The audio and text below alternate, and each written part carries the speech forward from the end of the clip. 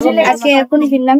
আচ্ছা, বলছি গতকাল মুখ্যমন্ত্রী ফিরহাদ হাকিম রাজ্যের মন্ত্রী তিনি প্রেস মিটে আপনাদের কথা বলিয়েছিলেন, যাই হোক সেই অভিজ্ঞতাটা আমরা শুনতে চাইছি যে কি হয়েছিল, ঠিক ওখানে কি রকম ভাবে বাংলা কথা বলার জন্য আমাদের বাংলা কথা বললেই বাংলাদেশি বলে আমাদেরকে ধরেছিল।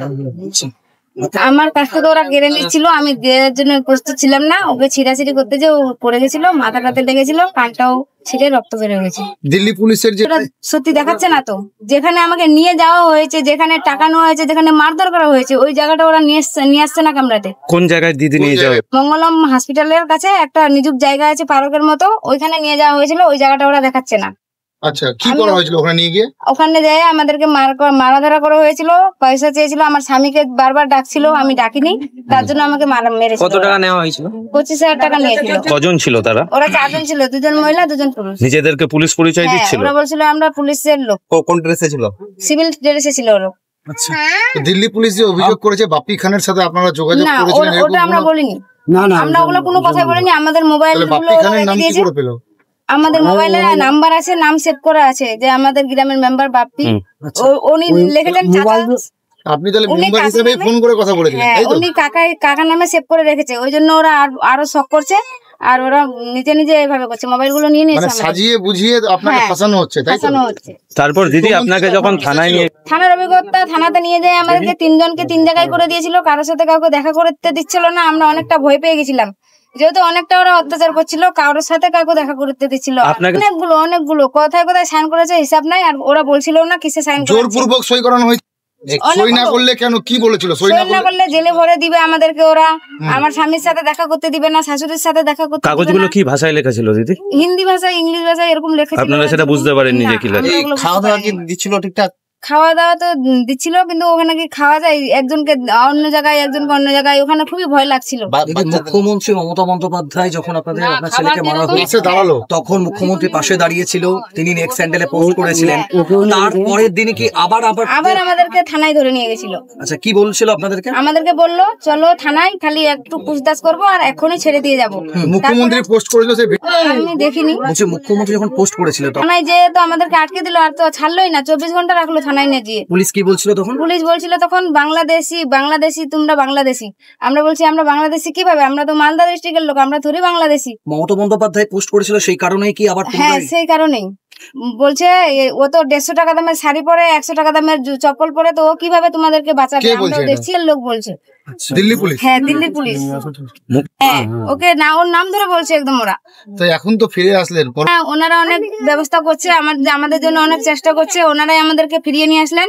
ওনারা বলেছে এখানে কাজ দেওয়া হবে, আর এখন ওনারা যে করবে সেই। বিধায়কের অবশ্যই রাখছি। বলছি স্বামী স্ত্রী মিলে কত টাকা রোজগার করতেন আপনারা? 13,000 করে দিচ্ছিল। আচ্ছা, সেখানে কি এই টাকাটা রোজগার করতে পারবেন? বিকল্প উপায় কি এখন? এখানে যতই করবো, এটা দেশের বাড়ি, এখানে কি কর্মসংস্থান চান? এখানে কাজ চান? হ্যাঁ, চাই। তাহলে আর দিল্লি যাবেন না? ফিরে না, কাজ মিলে গেলে কিসের জন্য যাবো দিল্লি? যদি কাজ না পান তাহলে সরকারের কাছে কি চাইবেন আপনারা? যদি এখানে কাজ না হয় তাহলে কি আবার ফিরে যাবেন দিল্লি?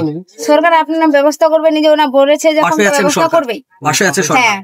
আপনার নাম দিদি? সাজনুর পারভিন।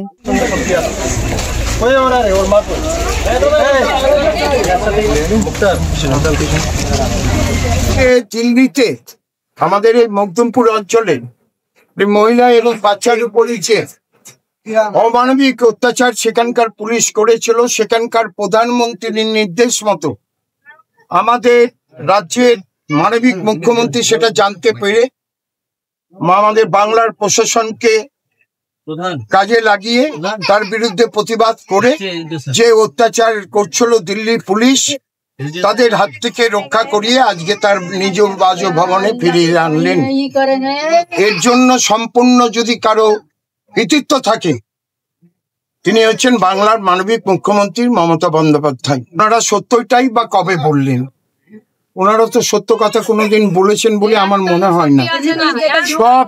এবং আমরা আপনাদের টিভি চ্যানেলেও পেয়েছেন যে মেয়েটার উপরে অত্যাচার হয়েছে, যে বাচ্চাটার উপরে অত্যাচার হয়েছে, সে নিজের মুখে আপনাদের টিভি চ্যানেলের সামনে এবং সাংবাদিকদের সামনে কিন্তু তিনি প্রকৃত ঘটনাটা বলেছেন।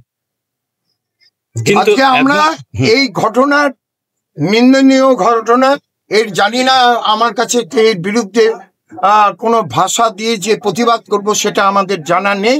দিল্লি পুলিশ তাহলে দিল্লি পুলিশের কার্যকলাপই তো সত্যকে মিথ্যে বানানো। যেহেতু আমাদের অপরাধ যে আমরা বাংলা ভাষী, আমরা বাংলার মানুষ, আমরা বাংলায় কথা বলি, আমরা বাংলার আমাদের মুখ্যমন্ত্রী মমতা বন্দ্যোপাধ্যায় তাকে পরাজিত করার জন্য তিনি নানা রকম ধর্মের রাজনীতিও খেলছেন, কিন্তু কোনো মতেই বাংলার মানুষ মমতা বন্দ্যোপাধ্যায় ছাড়া কাউকে ভোট দিচ্ছেন না। এই জ্বালাটা কিন্তু বিজেপির প্রধানমন্ত্রীর রয়েছে। সুতরাং প্রধানমন্ত্রী যদি থাকে, প্রধানমন্ত্রীর কথা মতন সেখানকার পুলিশ প্রশাসন কাজ করে, সেই কাজের জ্বালাটাকে কিন্তু এইভাবে নিরীহ একটি বোন এবং একটি শিশুর উপরে যে অত্যাচার করেছেন, আমরা বিশ্বাস করি ঈশ্বর আল্লাহ আছে, এর যে অন্যায় করেছেন এর বিচার কিন্তু ওরা করবেই।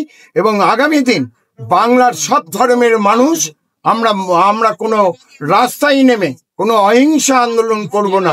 আমরা ব্যালটের মাধ্যমে বুঝিয়ে দেব যে পশ্চিমবাংলার মানুষ হিন্দু, মুসলিম, শিখ, খ্রিস্টান সবাই মিলে কিন্তু আমরা বাংলাদেশ বিশ্ববার বিজেপি শুধু নয়, এর সঙ্গে প্রধানমন্ত্রীও চাপ দিয়ে কিন্তু এটাকে এখন যে ভুল কাজটা করেছেন সেটাকে চেপে রাখার জন্য তিনি নানা রকম এখন অভিনয় করে নানা রকম এই কাজগুলো কিন্তু বিষয়টা হচ্ছে আমরা ইতিমধ্যে আমি ওর সঙ্গে কথা হয়েছে বোনের সঙ্গে আমার, যে যেহেতু বাড়িটা ওর লিস্টে নাম আছে কিন্তু সেই বাড়িটা করতে অনেক সময় লাগবে, যেটা আমাদের দিদি প্রতিটি গরিব মানুষের পাকা বাড়ি করে দেওয়ার প্রকল্পগুলো করছেন।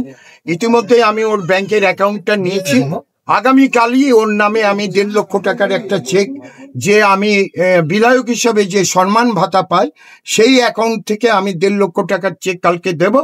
আশা করি 7 থেকে 8 দিনের মধ্যে এখানে একটা পাকা বাড়িতে তারা নিরাপদে ঘুমাতে পারে, যেন শান্তিতে ঘুমাতে পারে, যেন তার ব্যবস্থা আমরা করে দেব। এবং ইতিমধ্যেই আমার রাজ্যের সঙ্গে কথা হয়েছে, সেখানে আমাদের সদ্য মন্ত্রী ববিদা ছিলেন, আমাদের সাংসদ মৌসুম নুরও ছিলেন, যাতে দুবেলা খেতে পায় তার ব্যবস্থাও তারা করছেন। সমিতির প্রতিনিধি, এই বিষয়টাতে আপনি প্রথম থেকে ছিলেন, পরিবারটা আজকে ফিরে এলো, খুব ভালো লাগছে। তারা ওখানে নির্যাতিত হচ্ছে এবং কিভাবে তাদেরকে আনা যায় সেই নিয়ে আমি যেটুকু কাজ করার একজন প্রতিনিধি হিসাবে সেটা আমি করেছি এবং এরা বাড়িতে ফিরেছে, খুব আমি খুশি হয়েছি। এবং রাজ্য সরকার যেভাবে পদক্ষেপ নিয়েছেন এদের নিয়ে, সেটা খুব ভালো উদ্যোগ নিয়েছেন এবং খুব সুষ্ঠুভাবে তারা বাড়ি পৌঁছেছে। এই যে এদের যে এখন পরিস্থিতি, পরবর্তীতে এদের দায়িত্বের জন্য আপনারা কতটা কি ভাবছেন? সে আমরা অবশ্যই আমরা দেখবো যে এখানে মাননীয় মুখ্যমন্ত্রী বাংলার মমতা আমাদের দেখছেন, আর সেটা অবশ্যই আমরা প্রতিনিধি হিসাবে তাদের পাশে থাকবো এবং সবসময় আছি এবং থাকবো। আপনার নাম এবং আমার নাম জহুর আহমেদ, চাচলওয়ান পঞ্চায়েত সমিতির খাদ্য কর্মকর্তা।